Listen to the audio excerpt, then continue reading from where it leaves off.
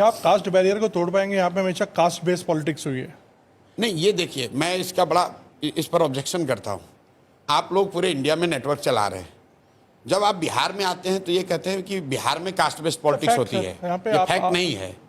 आप बताइए कि आप कर्नाटक में जाते हैं तो क्या वहां लिंगायत और बोका लिग्गा फैक्ट नहीं है? हम ये नहीं कह रहे वहां नहीं हो रही, हम कह रहे हैं यहाँ हो रही। तो क्या आपने किसी कर्नाटक के मुख्यमंत्री के दावेदार से, नेता से, सांसद से पूछा कि भाई कर्नाटक में आप कास्ट बैरियर तोड़ पाएंगे?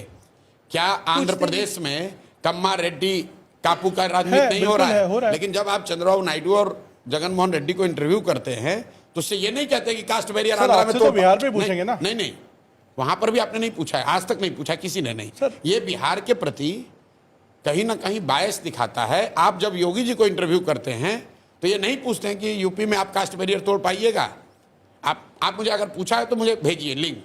मैं भी राजनीति में हूँ। मेरे भाई, गुजरात में खाम थियरी हमने पढ़ा सुना देखा है। खाम थियरी क्या है? क्षत्रिय, हरिजन, आदिवासी, मुस्लिम। कांग्रेस उसी से राज करती थी। उसको तोड़ने के लिए भाजपा वालों ने पटेल अदर ओबीसी का कॉम्बिनेशन बनाया।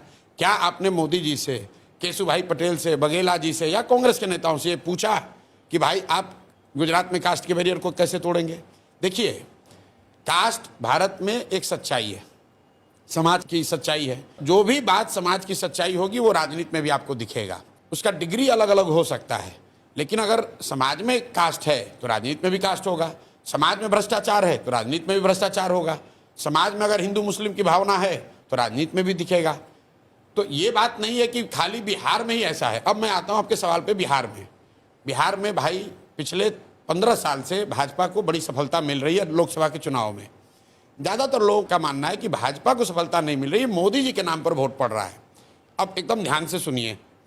आपने कहा कि बिहार में कास्ट बेस्ड पॉलिटिक्स है, हर आदमी कास्ट पे वोट करता है, और बिहार में आप ये कह रहे हैं कि मोदी जी के नाम पर वोट पड़ रहा है। तो मोदी जी के जाति के बिहार में कितने लोग रहते हैं ये बता दीजिए। और अगर नहीं रहते हैं तो उन लोगों ने मोदी जी को वोट कैसे किया है? अगर हर आदमी जाति पर ही वोट कर रहा है तो बिहार में मोदी जी को वोट किसने किया ये बता दो, क्योंकि मोदी जी के जाति का तो बिहार में कोई नहीं है। इसका मतलब ये है कि लोग जातियों से अलग हटके भी मोदी जी के नाम पर वोट किए हैं, चाहे वो हिंदूवादी होने के नाम पर करे, हिंदू मुस्लिम के लिए करे, राम मंदिर के लिए करे, विकास के लिए करे, वो एक अलग मुद्दा है, राष्ट्रवाद के लिए करें, लेकिन जाति के नाम पर तो नहीं कर रहे हैं। लालू जी को देख लीजिए। लालू जी को आप लोग कहते हैं बिहार में MY समीकरण है। वाई तो उनकी जाति हुई, M मुस्लिम हुए, 18% मुसलमान है।